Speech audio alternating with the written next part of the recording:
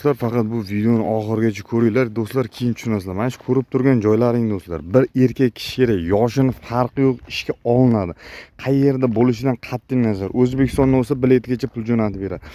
Do'stlar, shunaqa ko'p savollar, bir kontaktda bir 200 tadan oshiq SMS turibdi, ish kerak do'stlar, biz uspet qila olmayapmiz. Hozir hamma joydan ishga kelyapti. Turkiya, O'zbekiston do'stlar, mana ko'rib turibsizlar.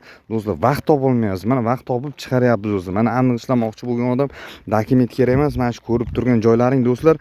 Bitta eng zo'r tarafi bitta narsasi bor. Bu dacha katta, o'zi 2 so'ragan. Hamma shu savolni beradi. Nimaga 2 kishilik, 3 kishilik joy?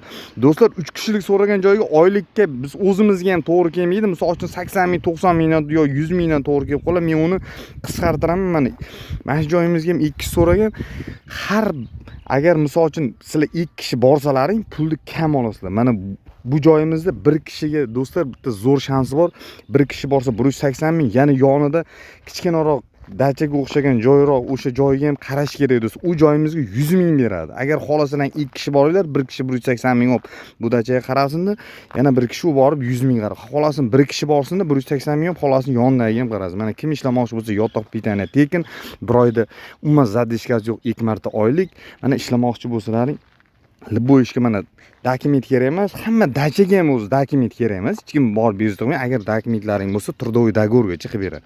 Mana kim ishlamoqchi bo'lsa, bemalol murojaat qilsin. Faqat o'yin qilib yozganlarga umuman javob berilmaydi do'stlar.